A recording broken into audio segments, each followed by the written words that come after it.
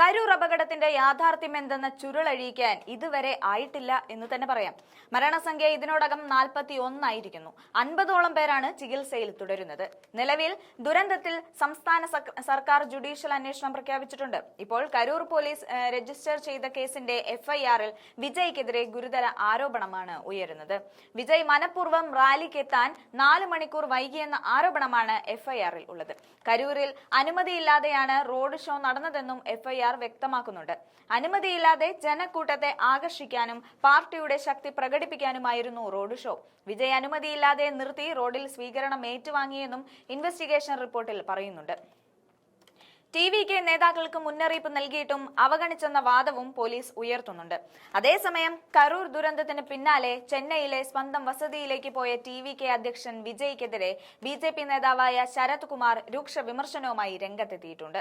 അപകടത്തിന്റെ മുഴുവൻ ഉത്തരവാദിത്തവും വിജയ് ഏറ്റെടുക്കണമെന്നും ഒരു പാർട്ടി നേതാവ് ഒരിക്കലും സ്വന്തം സുരക്ഷ മാത്രം തേടി പോകരുതെന്നുമാണ് ശരത് കുമാർ വ്യക്തമാക്കിയത്.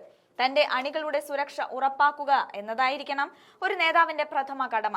കരൂർ ദുരന്തം വളരെ വേദന നിറഞ്ഞതാണ്. വിജയ് 3ാം റാലി നടത്തുന്നതിന് അനുമതി നൽകുന്നതായി പോലീസ് ചില വ്യവസ്ഥകൾ മുന്നോട്ട് വെച്ചിരുന്നു. എന്നാൽ ഇതിനെ വിമർശിക്കുകയും നിർദ്ദേശങ്ങൾ എതിർക്കുകയും ചെയ്തു. രാഷ്ട്രീയ യാത്രകളിൽ സുരക്ഷ പ്രധാനമാണ്. വിജയ് ട്രിച്ചി വിമാനത്താവളത്തിൽ എത്തിയപ്പോൾ അദ്ദേഹത്തെ സ്വീകരിക്കാനെത്തിയ ഒരു കൂട്ടം ആളുകൾ പൊതുസ്വത്തിന് കേടുപാടുകൾ വരുത്തി. ഒരു നേതാവ് എന്ന നിലയിൽ അതിനെ അപലപിക്കുന്നതിന് പകരം വീണ്ടും ഇത്തരം സംഭവം ആവർത്തിച്ചു. പോലീസിന്റെ മുൻകരുതൽ നടപടികളോടും നിർദ്ദേശങ്ങളോടും സഹകരിക്കാതെ പര്യടനം നടത്തിയ വിജയ് ഈ സംഭവത്തിന്റെ പൂർണ്ണ ഉത്തരവാദിത്തം ഏറ്റെടുക്കണമെന്നുമാണ് ശരത് കുമാർ വ്യക്തമാക്കുകയുണ്ടായത്. നാമക്കല്ലിൽ വിദ്യാർത്ഥി സംഘടനകളുടെ പേരിലും വിജയ്ക്കെതിരെ പോസ്റ്ററുകൾ ഉൾപ്പെടെ പ്രത്യക്ഷപ്പെട്ടിട്ടുണ്ട്. വിജയ്യെ ഉടൻ അറസ്റ്റ് ചെയ്യണം, ആൾക്കൂട്ട ദുരന്തമുണ്ടാക്കി ഒളിച്ചോടിയ രാഷ്ട്രീയ നേതാവാണ് വിജയ്, കൊലപാതകിയായ വിജയ്യെ ഉടൻ അറസ്റ്റ് ചെയ്യണം എന്നീ പോസ്റ്ററുകളാണ് ഇപ്പോൾ കരൂരിൽ വ്യാപകമായിരിക്കുന്നത്. ആസൂത്രിത അട്ടിമറിയാണ് നടന്നതെന്നും അതിനാൽ CBI അന്വേഷണം വേണമെന്നും ആവശ്യപ്പെട്ട് വിജയ് ഹൈക്കോടതിയെ സമീപിച്ചിരിക്കുന്നത് വെള്ളിയാഴ്ചയാകും കോടതി പരിഗണിക്കുക. ഒരു നേതാവെന്ന നിലയിൽ വിജയ് പാലിക്കേണ്ട കാര്യങ്ങളിൽ അണികൾക്ക് നൽകേണ്ട സുരക്ഷാ ക്രമീകരണങ്ങളിൽ പാളിച്ച വന്നു എന്നത് തന്നെയാണോ ദുരന്തത്തിന്റെ പ്രധാന കാരണം?